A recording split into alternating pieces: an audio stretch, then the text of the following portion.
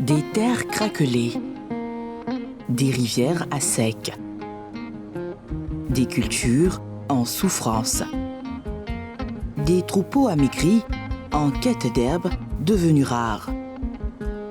Ces événements se passent chaque année dans le nord de la Côte d'Ivoire pendant la grande saison sèche de décembre à avril.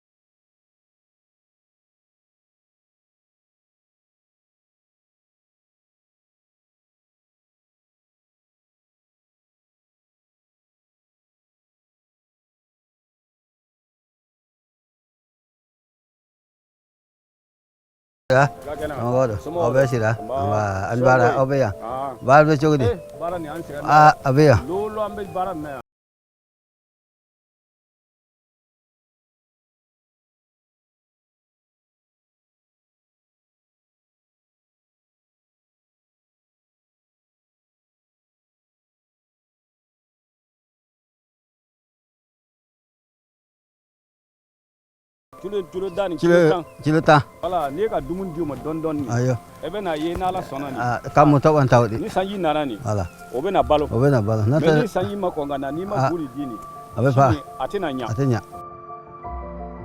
Derrière cette visite se cache une angoisse partagée, celle de voir le bétail dépérir, faute d'eau et de nourriture.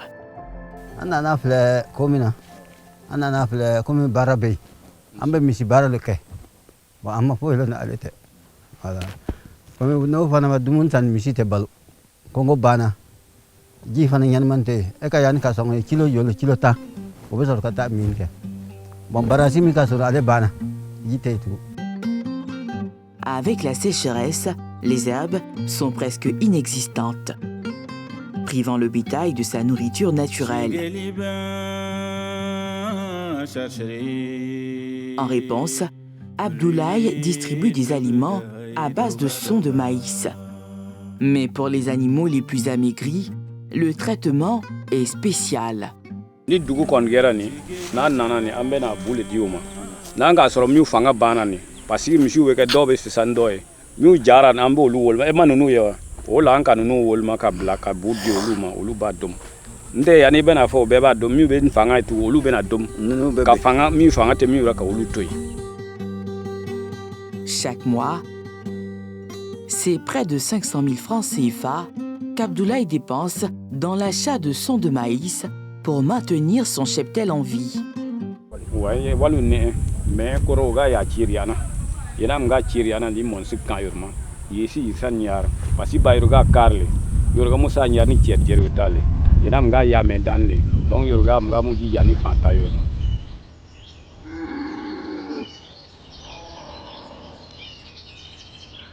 Vu du ciel, le décor révèle toute l'ampleur du phénomène. Les herbes ont disparu, comme consumées par la sécheresse. Seules subsistent, épars, les silhouettes robustes du Vitellaria paradoxa, encore appelé l'arbre à beurre, symbole de résilience dans un paysage éprouvé. Pour Abdoulaye, c'est le début d'une journée éprouvante, presque cauchemardesque, qui se dessine à l'horizon. Chaque jour, ces éleveurs s'engagent dans une marche harassante, parcourant des dizaines de kilomètres en quête de nourriture et d'eau pour le bétail.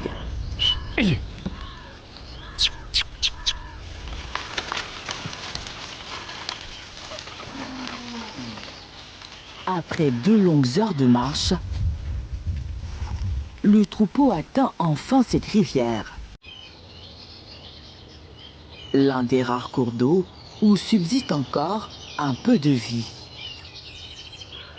Une eau altérée au point de ne plus séduire même les bêtes les plus assoiffées.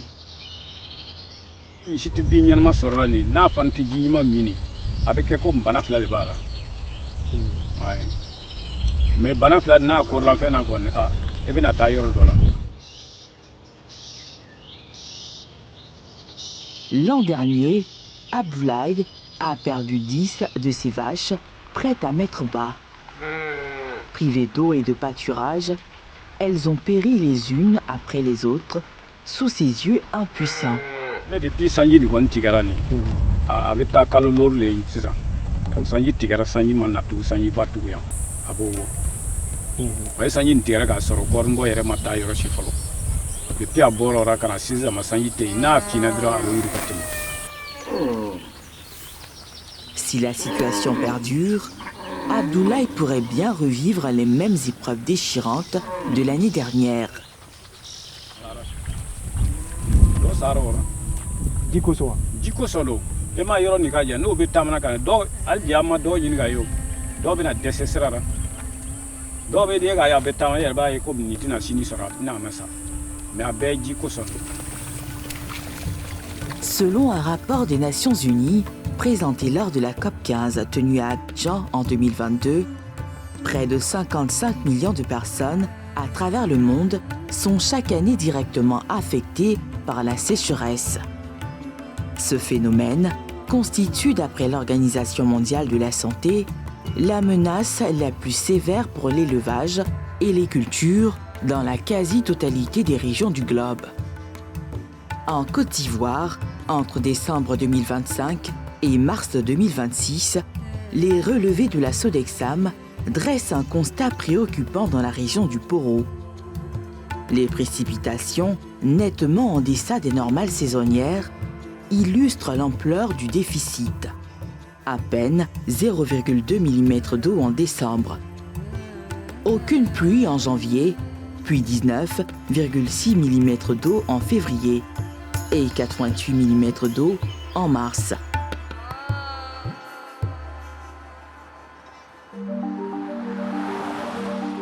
Au sein de la Sodexam, située au cœur de l'aéroport Félix Houphouët-Boigny, nous sommes allés à la rencontre du docteur Adama Koulibaly, chef du service de climatologie, afin d'obtenir des éclaircissements sur la pluviométrie.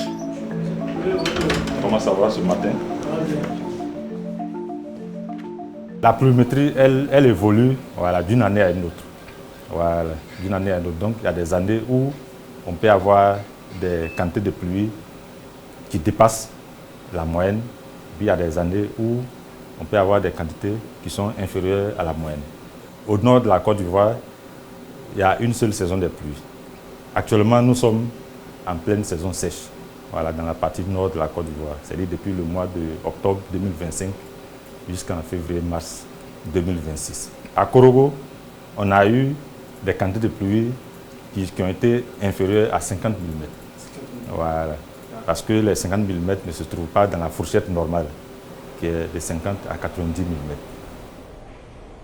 Selon ce spécialiste en climatologie, ce phénomène trouve son explication dans les effets du changement climatique. Ce qui varie beaucoup, c'est les débuts de saison et les fins de saison. À cause des effets du changement climatique, généralement, ce qu'on observe, c'est que ce démarrage-là est tardif. C'est-à-dire, avant la saison des pluies, commençait vers mars-avril. Au lieu que ça commence en mars-avril, ça se décale vers avril-mai. Et puis vers la fin de la saison des pluies aussi, elle prend fin tôt, de façon précoce. Du coup, la longueur de la saison des pluies, où les plantes, les cultures doivent vraiment bénéficier de la quantité de pluie pendant la saison des pluies, cette période-là s'est raccourcie. Ces informations sont-elles accessibles à l'ensemble des producteurs? Retour à Kassiongo-Kora, dans le nord de la Côte d'Ivoire. Sous un soleil de plomb, Yacouba et son frère labourent la terre en plein mois de mars, alors même que la sécheresse continue d'y sévir avec intensité. Sur cette terre aride, chaque geste se fait plus laborieux pour extirper les tiges de coton desséchées. Ça faut cultiver le coton. Le coton, on avait mis ici. Mais après la récolte, il faut qu'on doit enlever encore les tiges là. Mais vraiment, la terre est un peu dure. Le problème de pluie, bon, souvent aussi, vous voyez, non? Voilà, il y a manque d'engrais. Ici, si tu n'as pas les moyens, l'engrais qu'on te donne aussi là, tu as même maïs, coton, riz, bon, tu vois, bon, ça ne suffit pas. Or, il ne pleut pas. Voilà, mais si tu as les moyens de mettre l'engrais qui est suffisant, donc tu vois, ça pousse vite. C'est la fatigue qui est ici. Hein. Ces dernières décennies, les cultivateurs peinent à bénéficier d'une saison des pluies régulière, pourtant indispensable pour les activités agricoles. Bon, la pluie même, pour venir même, peut-être ça commence à mai, mais mai même, ça ne vaut pas 2 semaines dans le mois. Hein.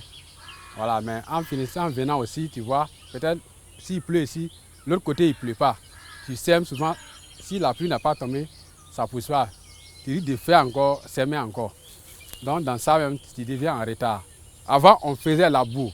Après la boue, maintenant, on fait les chignons. Donc ça pousse bien. Maintenant, la pluie est en retard. Donc nous, on cultive en même temps directement. On n'attend pas encore, on va faire la bourrée et puis faire les chignons encore. Donc ça fait que ça n'a pas de force de s'élever. En 2025, Yacouba a vu sa récolte diminuer de plus de moitié en raison des retards de pluie. Une perte qu'il peine encore à surmonter. J'ai vendu du coton. Avant même, je gagnais au moins 5, 7, 8 tonnes. Voilà, mais l'année passée, j'ai eu 3 tonnes et demie. Voilà. Donc les 3 tonnes et demie, bon vraiment, je n'ai pas pu m'en sortir. Ça fait combien le kilo était 310 francs. Avec une production de 7 tonnes de coton, il percevait autrefois un revenu de 2 170 000 francs CFA. Ce montant a chuté de moitié pour s'établir à 1 085 000 francs CFA. Et la situation pourrait s'aggraver cette année si la sécheresse perdure. L'homme n'est pas au bout de ses peines. Sa plantation de mangue située à proximité éprouve également de sérieuses difficultés de production. On est dans le champ des manguiers. Rien n'est poussé d'abord, on ne voit même pas mangue d'abord. Or, en février, on voit des mangues dessus qui sont gros déjà. Mais jusqu'au mars, on ne voit rien. Donc on voit chaque année ça diminue. Donc ça fait que cette année, on ne sait pas. Avant, on gagnait 60 cartons, 66 cartons. Mais cette année, bon, on ne sait pas si on peut avoir 10 ou 20 cartons même. On dit chaque travail que tu fais là, tu fais ton bilan à la fin de l'année. Si tu as bénéficié ou pas. Donc en regardant, on voit, bon, ce qu'on gagne, les années à venir, ça diminue. Là encore, les pertes pourraient être énormes si la production venait à diminuer de moitié. On prenait le carton chez nous à 2500. Donc tu multiplies maintenant 2500 par les 60 cartons. L'année passée, on a gagné 66 cartons. Donc mais on voit maintenant, bon, cette année, c'est ce qui nous fait peur. On ne sait pas si on va arriver même à la moitié. Sur les manguiers, seuls quelques fruits apparaissent çà et là, tandis que la grande majorité demeure encore au stade de développement. Pourtant, en ce mois de mars, les mangues devraient déjà être abondamment présentes sur les marchés.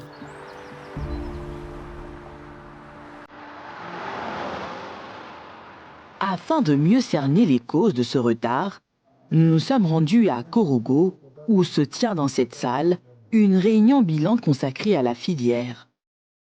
Autour de la table, 49 délégués réunissant producteurs, transformateurs et commerçants. En termes de volume, en 2025, nous avons enregistré 39 977 tonnes après la consolidation des données avec la TPCVQ. Ça fait une baisse de 2,2% par rapport à celui de 2024. Si la baisse de 2,2% des exportations peut paraître modeste, il n'en constitue pas moins un manque à gagner considérable pour les acteurs de la filière. D'autant que pour l'heure, aucun signe tangible d'amélioration ne se dessine pour la campagne en cours. Pendant la période de pluie et tout, on a fait les récoltes, le baguier a besoin de se reconstruire. Et pour qu'il puisse produire les années suivantes, il faut qu'au mois de janvier et de décembre, au mois de décembre et janvier, il faut qu'il se repose. Voilà, il lui faut ce stress hydrique qui est dû à la sécheresse, mais également il faut la présence de froid qui est dû à l'harmattan. Mais cette année, on a eu une pluie, au moins il ne fallait pas l'avoir, et ça a changé quelque peu l'évolution des fleurs. Plutôt que d'avoir des fleurs, on a eu des fruits, on a eu plutôt des feuilles. Et après, donc, l'harmattan est revenu au mois de février, alors qu'on ne l'a jamais eu au mois de février. On pense qu'on aura un peu moins de fruits, mais ce sera plutôt éclaté. Pour le président de l'interprofession, une seule voie s'impose face à la sécheresse. Le recours à l'irrigation, considéré comme un levier essentiel pour sécuriser les productions. Quand on parle de sécheresse, ça veut dire que c'est manque d'eau. Aujourd'hui, les événements et les changements climatiques nous obligent à prendre des dispositions conservatoires, de sorte qu'on puisse effectivement imaginer un jour, comme ça se fait dans certains pays développés, à l'instar d'Israël, où effectivement il y a des canaux d'irrigation qui sont prévus et qui sont mis en route, de sorte qu'on puisse irriguer effectivement toutes les parcelles.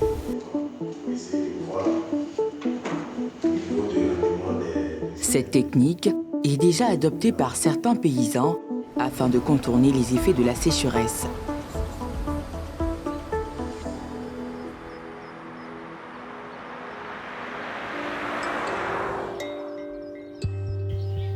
C'est le cas de Kairi, qui s'est engagé depuis 15 ans dans la culture du piment hors saison. Le repiquage même du piment, on fait ça en août. En août, on commence, donc la pluie vient, et puis on fait ça dans les allées là. Donc la pluie vient, ça tape. Une fois que la pluie s'arrête, on prend les moteurs là pour arroser. Avec les pics de chaleur, il est contraint d'arroser chaque semaine ses plants. Piment là, en décembre, janvier, il n'y a pas trop de problème. Mais février, mars, avril, là, souvent pour continuer là, c'est problème. Il fait trop chaud, la sécheresse là, est trop fort. Donc ça empêche, si tu n'es pas courageux, tu vas partir à la maison, ça empêche le piment même de voler pour donner, ça empêche tout ça. Là. Mais quand vous arrosez là, et ça dure combien de temps? Ça dépend du climat. Souvent, on arrose, il n'y a pas trop de soleil, tu es obligé de partir à 14 jours ou bien 10 jours. Maintenant, quand il y a soleil, là, on fait ça chaque semaine. Si tu as commencé dimanche, chaque dimanche, tu arroses. C'est à l'aide de ces gros tuyaux qu'il achemine l'eau depuis le lac jusqu'à son champ. C'est ici on prend l'eau là. On a ligne les tuyaux qui étaient là-bas. Là. Pour aller là, on a 200 et quelques mètres. Donc, maintenant, le tout prochain, là, on ne peut pas arroser ici. Là. Il faut pousser un peu dedans là-bas pour mettre un tuyau. Donc quand on vient, on dépose le moteur sur là, et puis on attache. Maintenant, il y a un kelpine qui rentre dans l'eau là. Donc, et puis on tire l'eau là jusqu'à là-bas.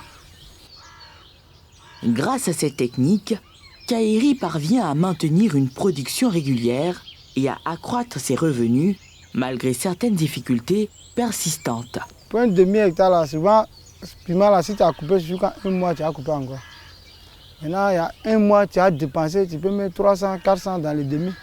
Tu as payé l'engrais, tu as payé les produits, bon, tu as payé, et puis les gaz à arroser le jardin. Bon, en 2023, 2024, ça y a eu un peu. Ça a eu combien comme ça? Au total, il y a eu à peu près 2 millions comme ça au total. La culture hors saison offre des rendements plus élevés, une meilleure qualité des produits et permet de mieux contrôler les nutriments selon les spécialistes de l'environnement. Au Centre national de recherche agronomique CNRA de Ferkessédougou, des travaux de recherche ont permis de mettre au point des variétés de maïs pouvant être cultivées hors saison. La sécheresse, elle a plusieurs niveaux. Dans le rafraîchissement de la saison pluvieuse, mais également aussi, il y a des variétés que les paysans utilisent qui ne sont plus adaptées. Les variétés locales sont plus adaptées. Donc il nous faut trouver de nouvelles variétés. Mais quel type de variété maintenant il faut? Il faut maintenant les hybrides. De toute façon, nous sommes à l'ère des hybrides. Quand on parle de variétés, ce sont les variétés de maïs. Du maïs, voilà, les variétés de maïs. Telles que vous voyez, ce sont des hybrides qui sont dans ma main. Les hybrides créés par le CNRA. Et c'est de cette manière-là que nous avons créé les hybrides, que nous sommes sur la parcelle de création des hybrides que nous sommes actuellement. Pour obtenir ces hybrides, le généticien procède au croisement de deux lignées pures, génétiquement différentes, pour exploiter la vigueur hybride. Nous avons une lignée parentale. Je vérifie pour voir s'il y a l'émission de soie. C'est pour éviter qu'il y ait des pollens étrangers que nous avons mis cette protection. Cette protection nous permet de préserver la soie saine jusqu'à la pollinisation.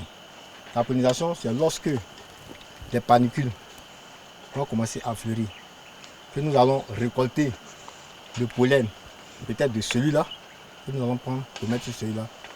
Et à la fin, c'est-à-dire que nous avons fini tous ces croisements-là, nous allons les évaluer pour voir ceux qui vont donner maintenant les bons hybrides. Le prototype obtenu permet de s'adapter à toutes sortes de climats. Ça, c'est un prototype, c'est un échantillon de nos résultats. Nous avons une vingtaine de variétés hybrides que nous avons pu créer ici au sein de la station de Feke. Et ces hybrides-là répondent à tous les stress actuellement au nord, que ce soit le striga, la chenille légionnaire, la sécheresse, ces hybrides-là y répondent.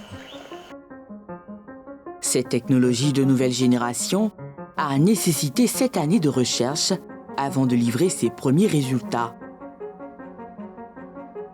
Ça, c'est une nouvelle technologie. Et ça, c'est le CNRA seul qui crée les hybrides.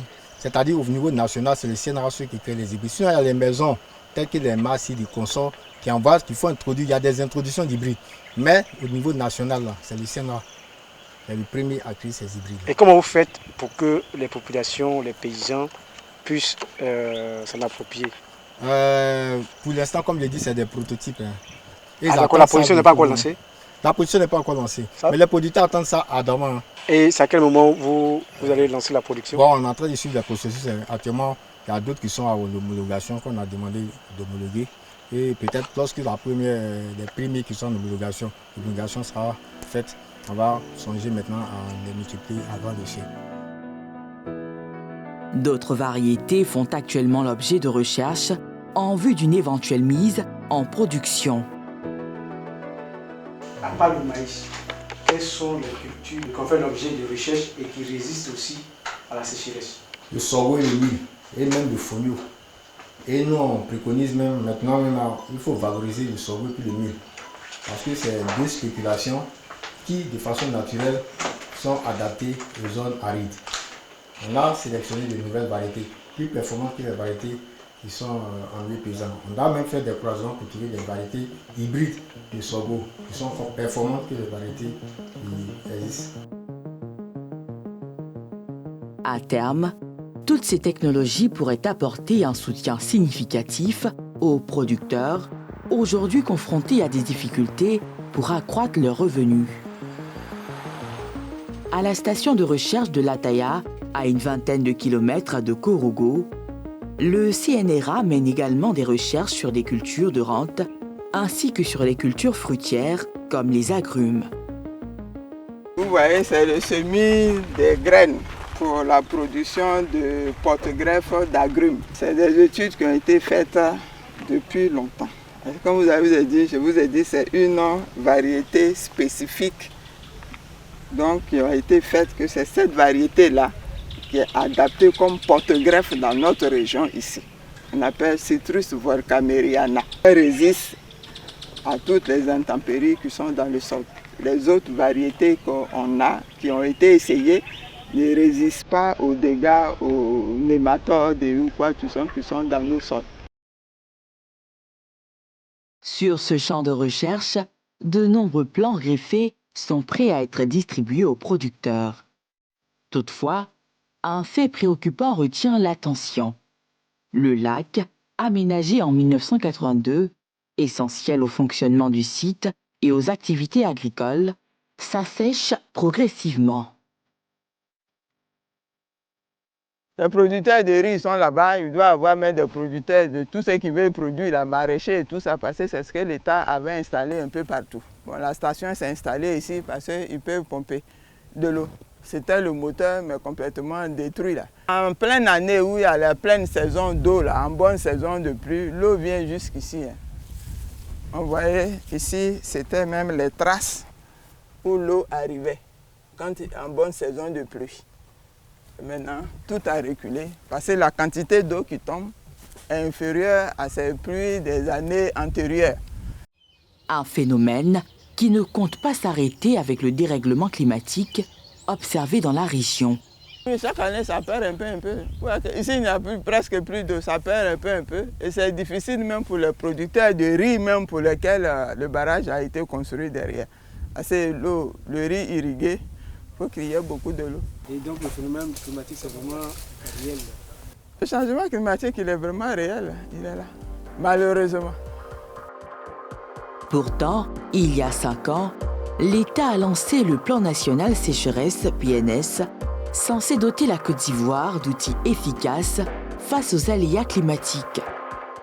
Jean Quadio, point focal de la Convention des Nations Unies sur la lutte contre la désertification et la sécheresse au ministère de l'Environnement et de la Transition écologique, nous donne des détails. En 2021-2022, nous avons mis en place un plan national sécheresse et nous avons bénéficié de l'appui de la Convention des Nations Unies sur la lutte contre la désertification et la sécheresse. Et cela nous a permis à mettre cet outil en place. Quel est le contenu de ce plan national? D'abord, nous avons fait l'état des lieux de la sécheresse, de ses conséquences en Côte d'Ivoire. Ensuite, des propositions pour pouvoir endiguer ce fléau. La mise en œuvre de ce plan reste attendue pour faute de financement. Il nous reste un financement et nous attendons. Le budget, il est un peu gros quand même. C'est combien? Non, nous ne pouvons pas le dire actuellement parce que ce que nous avions en 2021 aujourd'hui, c'est largement dépassé. Donc, souffrez que... C'est-à-dire qu'on a 5 ans, on n'a pas encore eu de financement. Nous n'avons pas encore eu de financement. Au niveau international, on nous l'avait promis. Et depuis, nous nous battons pour que ça puisse venir. Ce programme permettra de mieux appréhender les risques liés à la sécheresse, d'en analyser les causes profondes et de renforcer la résilience des populations. L'avenir agricole dans le nord de la Côte d'Ivoire se joue désormais à l'épreuve du climat. Face à l'urgence climatique, le temps n'est plus à l'observation, mais à l'action. Entre initiatives locales et innovations scientifiques, des pistes existent pour atténuer les effets de la sécheresse. Mais sans financement concret et une mise en œuvre effective des politiques annoncées, il serait difficile de lutter contre ce fléau.